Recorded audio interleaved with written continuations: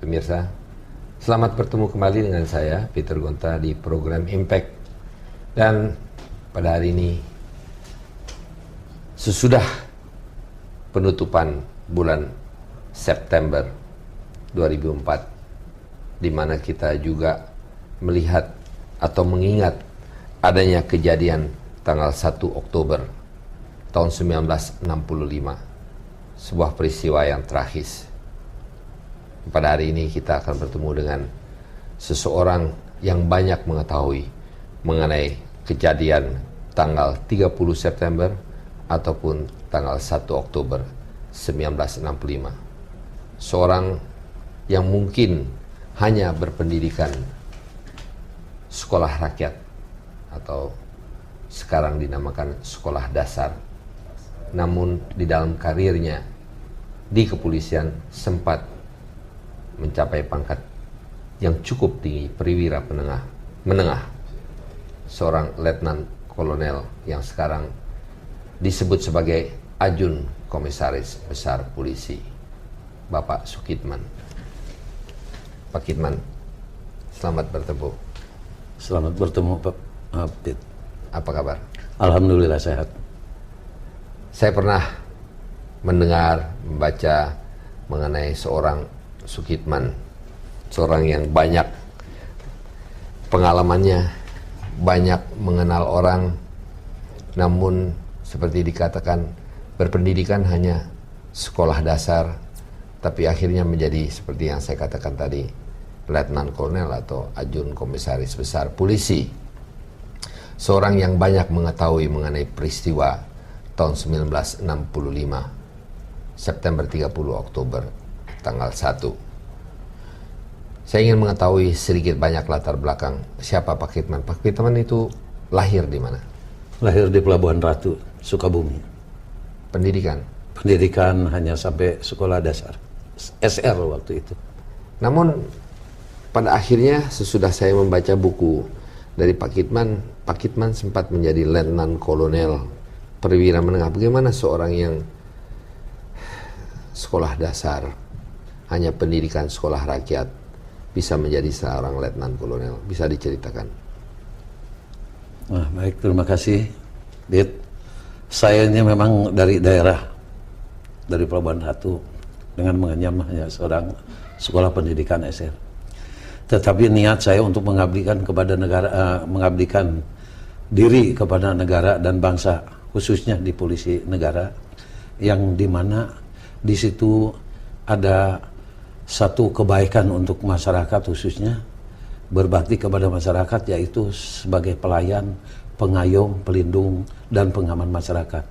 Tersentuh hati saya sehingga saya mengikuti pendidikan sekolah agen polisi di Karamat Jati. Pada saat saya melaksanakan tugas selesai Asian Games tahun 62 ditempatkan di Seksi 8 di Kebayoran. Tapi pertama sebelum Pak Kitman menuju ke penempatan, seorang anak dari Pelabuhan Ratu ini berkelana ke Jakarta atau apa maksudnya? Mau datang ke Jakarta untuk jadi apa? Ke Jakarta ya untuk mencari pekerjaan, tetapi ada satu panggilan untuk mengabdi kepada negara dan bangsa melalui polisi negara, di mana waktu itu daftarnya saja waktu sebutannya Hop Biru, yaitu di depan istana. Tetapi alhamdulillah mungkin dengan Hop Biru di depan istana. Oh, Kapolda itu adanya di Monas ya, di Monas dulu. Di depan. Ya, Betul. Ya, dengan niat yang tulus, mungkin dengan petunjuk yang ikhlas, akhirnya saya diterima menjadi polisi negara, dididik di sekolah SPN Karamat Jati. SPN? Sekolah Polisi Negara. Kemudian pada saat selesai pendidikan melaksanakan tugas Asian Games di Senayan yang baru dibuka. Angkat? Stadion Utama yang megah dengan pangkat agen polisi tingkat 2. Stripnya? Stripnya kalau sekarang mungkin di sini, kalau dulu di sini strip 1. Itu kalau sekarang nonton film India ada itu strip 1 polisi. Umur berapa? Umur 19 tahun pada saat itu.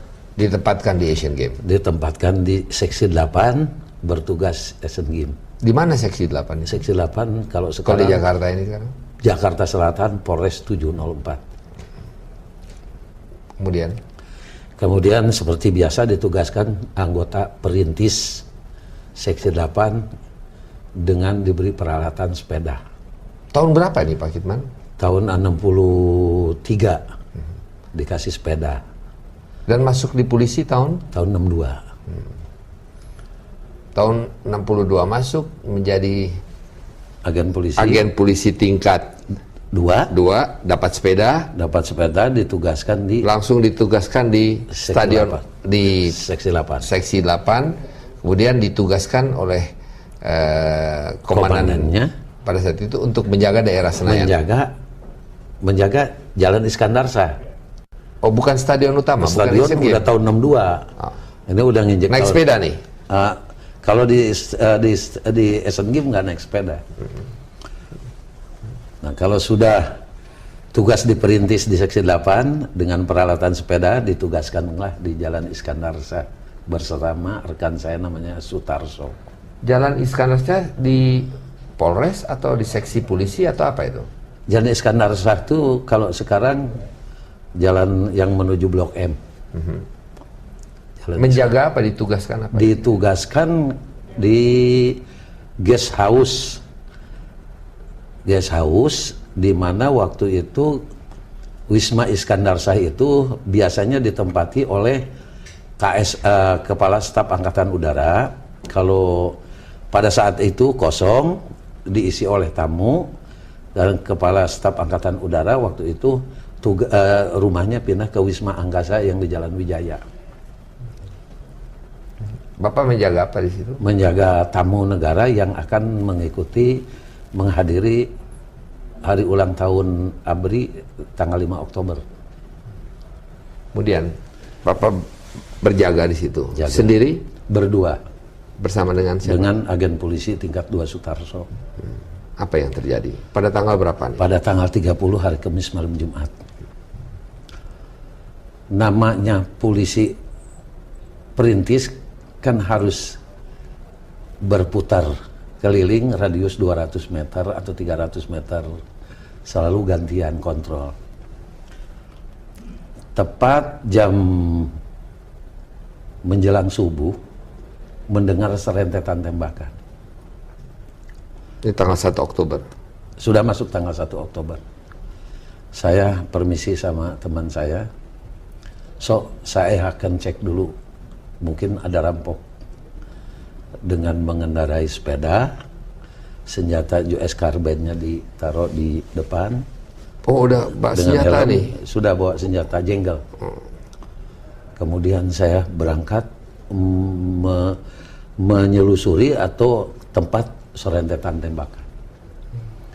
Tetapi begitu sampai di tempat kejadian, di mana ini? Di ujung Jalan Iskandar Shah itu ada jalan Sultan Hasanuddin. Kalau ke depan lagi lapangan Mabes Polri. Kalau dulu mah Jawatan Kepolisian Negara. Sampai di situ tembakan gencar. Ini dekat Sarinah Jaya kalau sekarang. Dekat Sarinah ya. Nah, depan toko serba ada Sarinah ya. Kalau sekarang mah depan pintu terminal. Terminal bus. Blok M. Blok M. Karena gencarnya suara tembakan, ada abah berhenti dari sepeda, turun dari sepeda, lemparkan senjata, angkat tangan. Karena lihat situasinya yang begitu banyak, yang begitu tembakan gencar, kemudian saya turun dari sepeda, saya lemparkan senjata,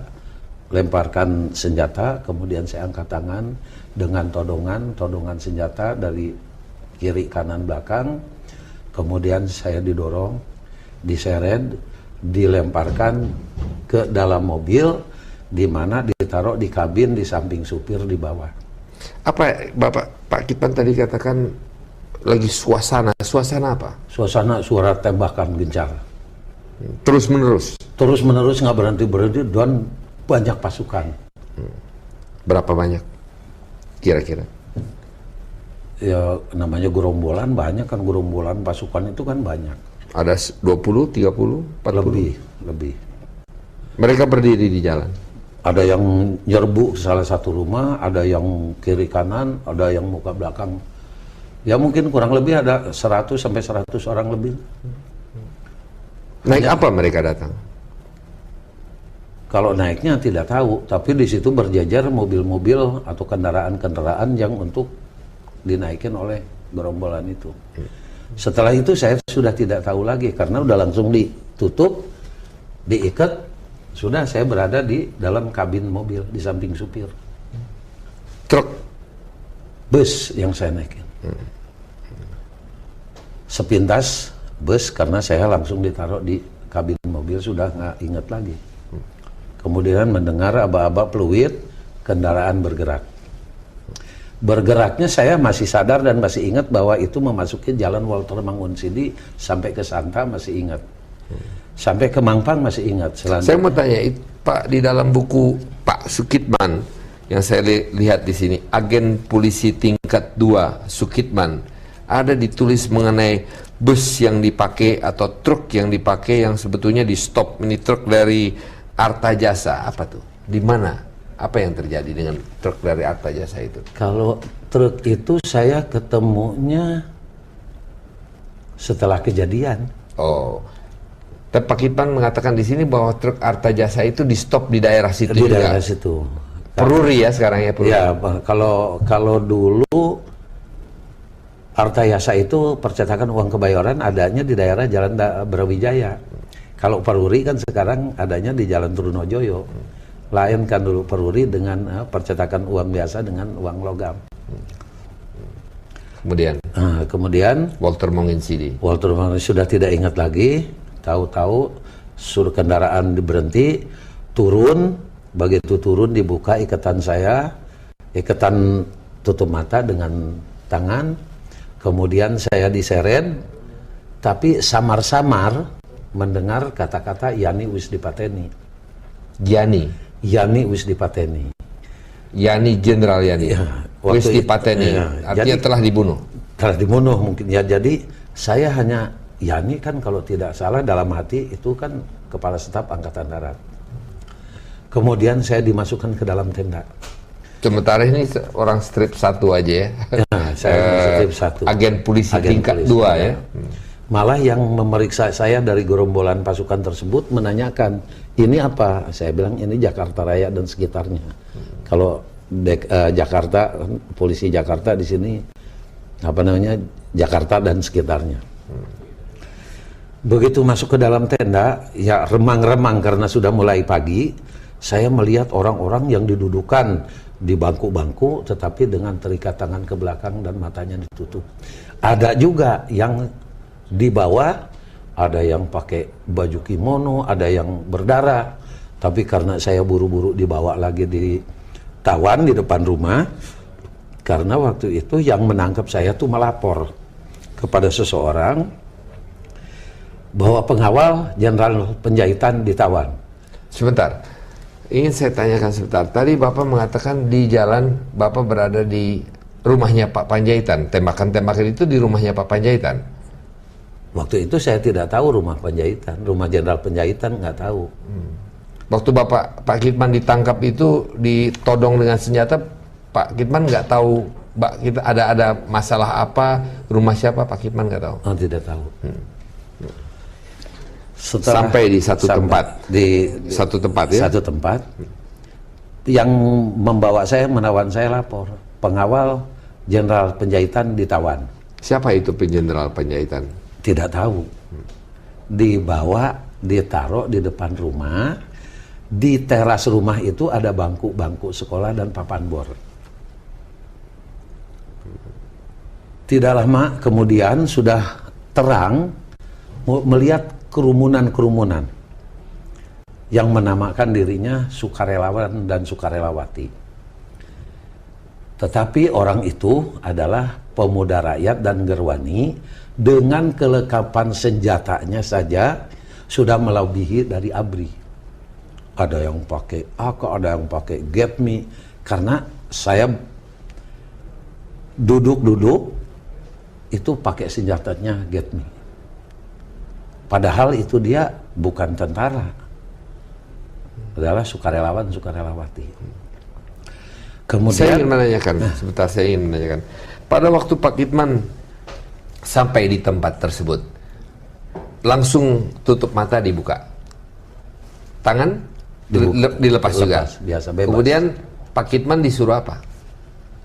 Masuk tenda. Suruh duduk aja di dalam tenda itu? Enggak, hanya melapor sebentar. Pak Kitman yang melapor kepada siapa? Dia yang nangkep. Kemudian dibawa. Mengatakan ini adalah ajudannya dari jenderal penjaga dari Bapak Panjaitan. Setelah ditawan di depan rumah, yang nggak jaga saya ini adalah gerombolan pasukan. Dari tenda Pak Kitman keluar ditawan di depan rumah. Tapi dijaga, yang jaga itu disuruh duduk atau berdiri? Duduk. Yang jaga yang ngelilingin saya dari Cakrabirawa.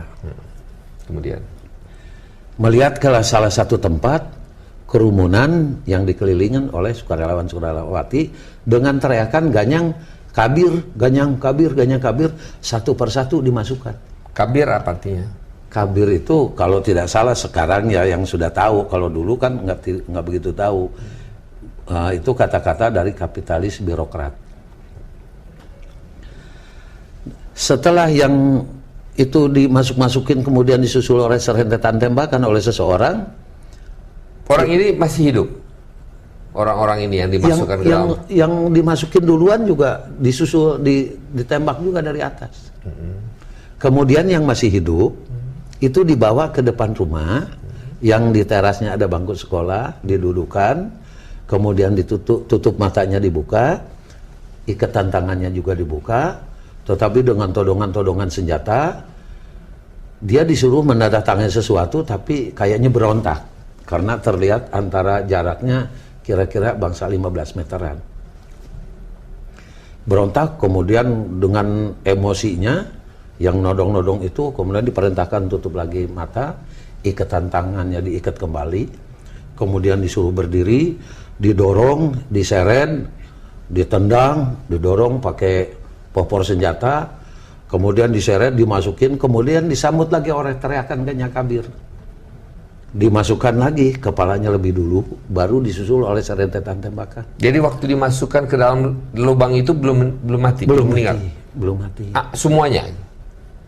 Yang berbintang 2 dulu. Satu orang? Satu orang dulu. Pada saat disusul oleh serentetan tembakan, hati saya kan sudah tidak tahan waktu itu. Mungkin giliran saya. Kemudian kalau dia habis nembak selalu ngeliwatin saya ditawan. Orang yang nembaknya itu sepintas kelihatan dia setrip 4 di sini. Tidak lama lagi dia dipanggil lagi. Dorong lagi, seret lagi, masukin lagi. Beberapa kali. Saya satu aja, saya hanya mohon kepada Allah Subhanahu wa Ta'ala aja. Waktu itu sudah nggak bisa berbuat apa. Siapa orang-orang itu?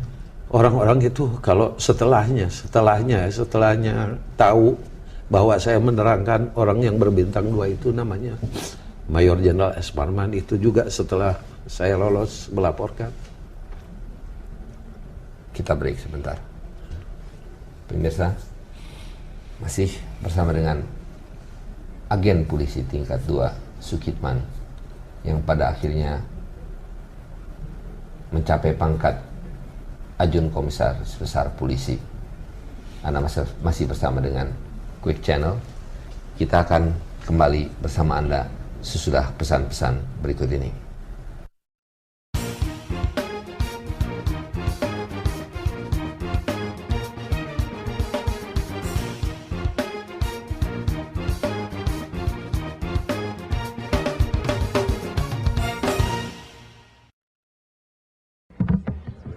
It is the sound of midnight, the sound of blue, of passion.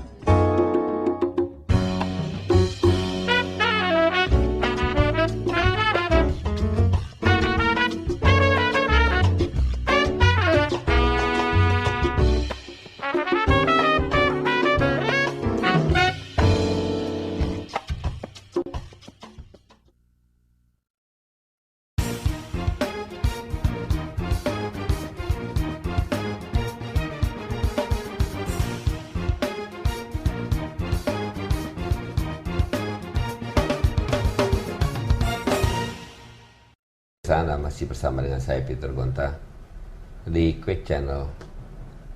Saya sampaikan juga bahwa acara ini dapat diterima di beberapa stasiun TV di daerah. Dan pada kali ini kita masih bersama dengan Ajun Komisaris Besar Polisi Sukitman. Pak Sukitman, sesuatu yang emosional sekarang sebetulnya kita terpaksa jedah sebentar karena saya melihat Pak Kisman ternyata sangat satu